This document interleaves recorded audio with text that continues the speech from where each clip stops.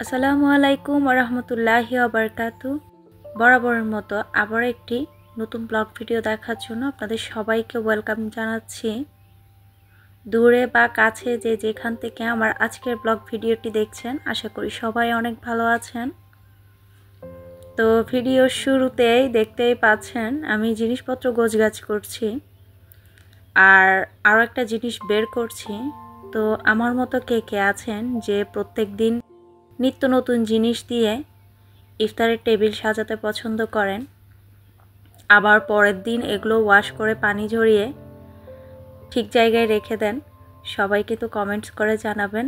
আমি কিন্তু সবসময় অগোছালো রাখতে পছন্দ করি না, তো যার কারণে কিন্তু আমি যখনই কোনো জিনিস বের করি তখনই কিন্তু ওয়াশ করে সুন্দর করে তার পরের দিনই আমি রেখে দিই ঠিক জায়গায়। আর এখানে দেখেন, এই যে কিছুদিন আগে কিন্তু কম খেজুর দিয়ে দিইনি, এখন আরও খেজুর, মানে খেজুরের শেষ নাই আমার বাসায়। আর এই তো এ পাশে হচ্ছে আমি আদা ছিল তো বাটিতে করে রেখেছিলাম আদাগুলো, সেজন্য টেবিল চামচ দিয়ে মেপে আবারও ট্রের মধ্যে করে নিয়ে ডিপ ফ্রিজে রেখেছিলাম। তো শক্ত হওয়ার পরে এখন প্যাকেটে করে রেখে দিব আর কি। তো সত্যি বলতে নর্মালি যদি বাটিতে করে রাখা হয় এগুলো বের করব, আবার অনেক সময় ভুলে গেলেও কিন্তু শক্ত অবস্থাতে কাটতে যাওয়া ইয়া করা অনেক ভেজালের মনে হয়। তো যার কারণে কিন্তু আমি এই বুদ্ধিটা অবলম্বন করেছি আর কি। সবসময় আদা রসুনকে এখন থেকে চিন্তা করছি, যখন ব্লেন্ড করব ব্লেন্ড করার পর টেবিল চামচ দিয়ে মেপে মেপে রেখে দিব। তো যে কোনো ট্রের মধ্যে রাখলেও কিন্তু শক্ত হওয়ার পরে আরামসে উঠে যায়। আর এই তো এপাশে আমি ইফতারের আগে যা যা কাজ করি আর কি, এই যে শরবত বানিয়ে নিয়েছি, শরবতটা বানিয়ে সবার আগে আমি ফ্রিজে রেখে দিই। তো এপাশে আজকে ভাবলাম হেলদি ইফতার তৈরি করব, তো তার জন্য নিয়ে নিয়েছি হচ্ছে একটা প্যান। আর প্যানের মধ্যে খুবই অল্প পরিমাণ তেল দিয়েছি, এই 1 টেবিল থেকে 1.5 টেবিল চামচ পরিমাণ হবে, এর বেশি কিন্তু দিইনি। তার সাথে রসুনকে চপ করে দিয়ে হালকা একটু ভেজে নিয়েছি এবং এরপরে অ্যাড করে দিয়েছি হচ্ছে চিকেনের কুচি বা চিকেন কিমা যেটাই বলেন।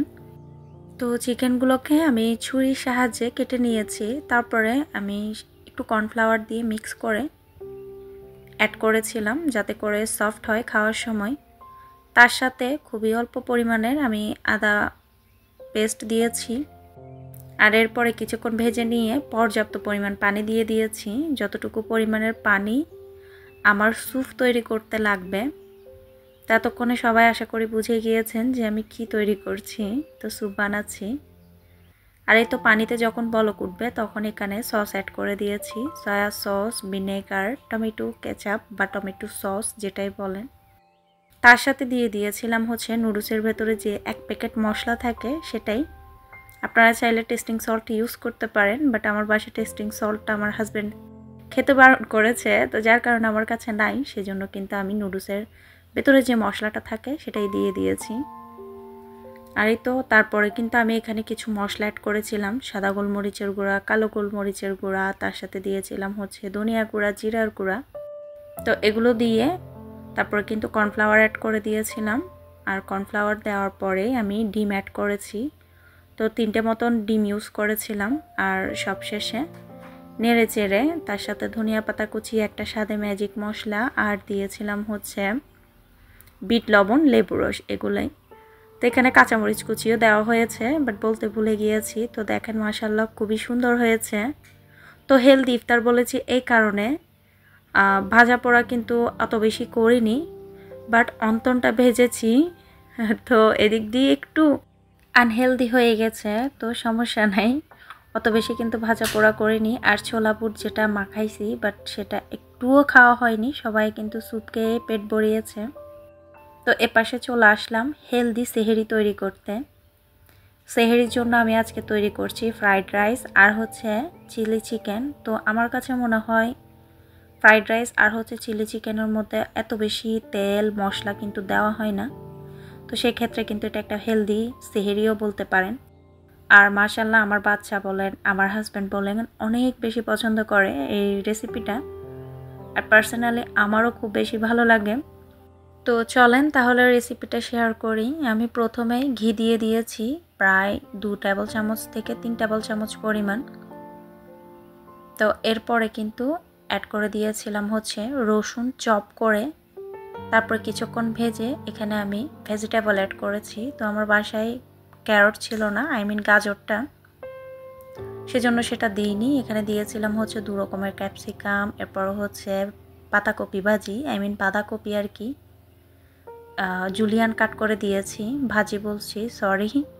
তো এরপরে কিছুটা গোটা কাঁচামরিচ দিয়েছি। তো এগুলো দিয়ে ভেজে তার সাথে এক সাইডে 3টা মতন ডিম আমি ফিটিয়ে স্ক্রাম্বল করে নিয়েছিলাম। আর তার সাথে খুবই অল্প অল্প মশলা ইউজ করেছি, ধনিয়া গুঁড়া, জিরার গুঁড়া, গোলমরিচ 2 রকমের, আর দিয়েছিলাম হচ্ছে সয়া সস আর ভিনেগার। তো এগুলো দিয়েছি, সাথে টমেটো সসও দিয়েছিলাম। তো বাস এগুলো দিয়ে স্বাদমতো লবণ দিয়ে নেড়ে চেড়ে নামিয়ে নিয়েছি। তো এখানে কিন্তু কোনো প্রকার মশলা বা কোনো প্রকার কি বলা হয় তেল ইউজ করে নিয়ে, এতে করে কিন্তু এটা একটা হেলদি বলতে পারেন। আর এ পাশে চিলি চিকেনের জন্য চিকেনটা ভেজে নিচ্ছি। তো চিকেনটা আমি ম্যারিনেট করেছিলাম হচ্ছে লাল মরিচের গুঁড়া, ধনিয়া গুঁড়া, জিরার গুঁড়া, তারপরে দিয়েছি অল্প করে আদা রসুন বাটা, এরপরে ইউজ করেছিলাম হচ্ছে আর কি দিয়েছি কর্নফ্লাওয়ার, ময়দা। তো লিখে দিয়েছি, যদি ভুল ত্রুটি হয় বলতে ক্ষমা সুন্দর দৃষ্টিতে দেখবেন। তো তারপরে এগুলোকে একটু লাল করে ভেজে নিয়েছি। আর এ পাশে আমি খুবই অল্প পরিমাণে তেল দিয়ে সাথে রসুনকে চপ করে দিয়ে হালকা একটু ভেজে নিয়েছি। তার সাথে ভেজিটেবলগুলো দিয়ে দিয়েছি, দিয়ে জাস্ট একটু করে ভেজে 20 সেকেন্ড মতো ভেজেছি। এরপরে কিন্তু আমি এখানে সস অ্যাড করে দিয়েছি। তো ভেজিটেবলগুলো যদি বেশি ভেজে ফেলেন তাহলে ক্রাঞ্চিনেসটা কিন্তু চলে যাবে রান্না হতে হতে, সেজন্য কিন্তু জাস্ট 20 সেকেন্ডের বেশি ভাজতে যাবেন না। তো ভাজার পরে আমি এখানে soya sauce, tomato sauce, vinegar, চিনি, 2 রকমের গোলমরিচের গুঁড়া, এগুলো দিয়ে মিক্স করে তারপরে আমি ভেজিটেবলের মধ্যে দিয়ে দিয়েছিলাম। আর যখন একটা বলক উঠেছে তার মধ্যে কর্নফ্লাওয়ার অ্যাড করে দিয়েছি। তো কর্নফ্লাওয়ার দেওয়ার পরে কিন্তু আমি বলক তুলে সাথে সাথে চিকেনগুলো অ্যাড করে দিয়ে তারপর কিন্তু আমি নামিয়ে নিয়েছি। চিকেনগুলো দেওয়ার পরে বেশি ভাজার দরকার নাই, তখন কিন্তু ক্রিস্পিনেসটা চলে যাবে চিকেনের। তো অল্প করেছে কিন্তু বাসায় এভাবে চাইনিজ প্লাটার তৈরি করে খেতে পারেন। আর রমজান মাসে একদম আহামরি ভাত খাওয়া কিন্তু হয় না, সেহেরি টাইমে তো খেতে ইচ্ছে করে না। তো ইউনিক কিছু হলে ভালো লাগে আর কি খেতে। আর এই তো এই পাশে চলে আসলাম মোচাক পুডিং তৈরি করার জন্য। তো এটার নাম আমি মোচাক পুডিং কেন দিয়েছি সেটাও শেয়ার করব, দেখতেই পাবেন। ইউনিক একটা নাম না, কি বলেন? তো এখানে আমি 2 কাপ বরাবর মেপে দুধ নিয়ে নিয়েছি। তো এই দুধটা কিন্তু খুবই ঘন আর খুবই মজা। আপনারা চাইলে এখানে লিকুইড মিল্ক ইউজ করতে পারেন, আর তার সাথে চাইলে একটু পাউডার মিল্কও মিক্স করে নিতে পারেন। আর এখানে নিয়ে নিয়েছি 8-10টা ডিম। তো আমার কতগুলো যে ডিম নষ্ট হয়ে গেছে দেখেন। এদিকে একটা কথা শেয়ার করি, সেটা হচ্ছে শীতকালে কিন্তু ফ্রিজে ডিম রাখতে যাবেন না কখনোই। শীতের কারণে ফ্রিজের নর্মাল টেম্পারেচারটাও কিন্তু অনেক সময় দেখা যায় আইসে পরিণত হয়। তো এক্ষেত্রে ডিমগুলো সবগুলো দেখেন মনে হচ্ছে ডিপ ফ্রিজে রেখেছিলাম, আবার অনেকগুলো নষ্ট হয়ে গেছে। তো কি আর করা, এগুলো সব ফেলে দিয়েছি। জাস্ট বেছে বেছে শুধুমাত্র কয়েকটা ফ্রেশ ডিম পেয়েছি, এই 8-10টা মতন হবে। এগুলো দিয়ে কিন্তু আমি পুডিং তৈরি করেছি। তো ডিমের পরিমাণ আপনারা আরও কম দিতে পারেন, সমস্যা নেই। তো যাই হোক, এখানে মোচাক পুডিং তৈরি করার জন্য 2 কাপ মেপে একদম ঠান্ডা দুধ নিয়েছি, সাথে পরিমাণ মতো চিনি অ্যাড করেছি, আর তার সাথে দিয়ে দিচ্ছি ঠান্ডা ডিম, ফ্রিজের থেকে বের করা ঠান্ডা, একদম ঠান্ডা ডিম। তো ডিমগুলো দিয়ে ভালো করে মিক্স করে নিচ্ছি, দেখতেই পাচ্ছেন। বাস এখানে আর কিছু ইউজ করতে হবে না। ও আচ্ছা, আর একটা কথা বলতে ভুলে গেছি। তো এখানে আমি একটু ভ্যানিলা এসেন্স দিয়েছি, আপনারা চাইলে দিতে পারেন, না চাইলে স্কিপ করতে পারেন। সচরাচর পুডিংয়ে ভ্যানিলা এসেন্স না দিলেও চলে, তা আমি একটু দিলাম আর কি। আর এই তো এখন হচ্ছে স্টিম করব। তো এদিকে স্টিম করার আগে আরেকটা কথা শেয়ার করি, সেটা হচ্ছে এই যে পুডিং তৈরি করার সময় সব সময় এরকম ঢেকে দিবেন। এতে করে স্টিম করার সময় যে পানিগুলো জমে আর কি, জমে জমে পড়ে, সেটা কেক তৈরি করার ক্ষেত্রেও হোক বা পুডিং তৈরি করার ক্ষেত্রেও হোক, স্টিম জাতীয় জিনিসের কথা বলছি আমি, বেক করার কথা বলছি না। তো এক্ষেত্রে উপরের দিকে কিছু দিয়ে দিলে দেখেন এই যে পানি বের হয়েছে, এগুলো কিন্তু উপরের দিকে পড়ে যাবে। এতে করে কিন্তু টেস্টের এদিক সেদিক হয় না আর কি। তাই তো কেকের মধ্যে যদি স্টিম করা হয়, উপরের দিকে যদি কিছু না দেওয়া হয়, তখন দেখা যায় কি কেকটা মানে একদম উপরের দিকে আঠালো আঠালোর মতো হয়ে যায়। তো সেজন্য অবশ্যই কিছু দিবেন। আর এই তো আমি পুডিংটা বেক করার পরে একটু উপরের দিকে বাষ্প বের করে নিয়েছি। তো অনেকের বুঝতে অসুবিধা হতে পারে, বেক আর হচ্ছে স্টিম কিন্তু এক না। বেক হচ্ছে কেক বেক যেভাবে করি আমরা চুলার মধ্যে দিয়ে কোনো প্রকার পানি ছাড়া, সেটাকেই বলে। আর স্টিম হচ্ছে এই যে পানি দিয়ে যেটা করা হয় সেটাই। তো দেখতেই পাচ্ছেন মোচাক পুডিং কিন্তু রেডি।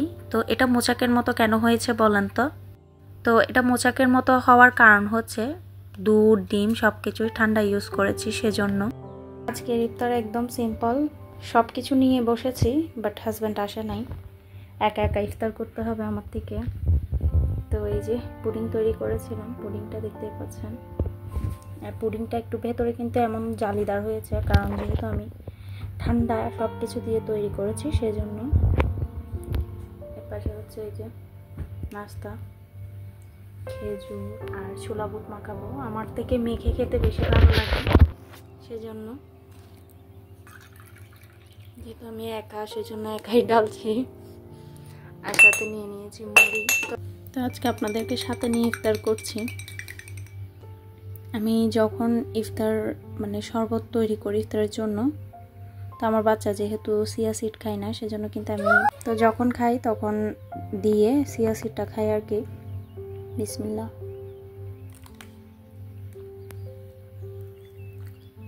সেখানে নাগেটস তৈরি করেছিলাম, ভেতরের লুকটা একটু দেখাই আপনাদের কাছে অনেকদিন পরে। বিসমিল্লাহ।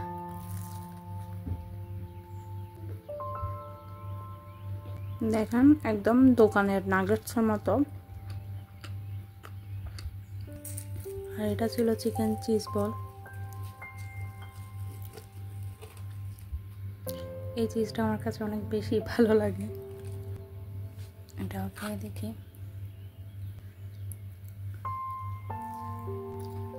মজাটাও। তো সবগুলো খেয়ে রিভিউ আর দিতে পারলাম না, কারণ ভিডিও বড় হয়ে যাবে সেজন্য। আলহামদুলিল্লাহ সব ইফতারি তৃপ্তি সহকারে খেয়েছি, মাশাআল্লাহ খুবই মজা হয়েছে। তো নিজের সুনাম নিজে করছি না, আপনারা যদি বাসায় ট্রাই করেন আমার রেসিপি ফলো করে, তাহলে বুঝতে পারবেন যে আলহামদুলিল্লাহ কতটা মজা হয়। তো কথা বলতে বলতে ভিডিও শেষ প্রান্তে চলে এসেছি।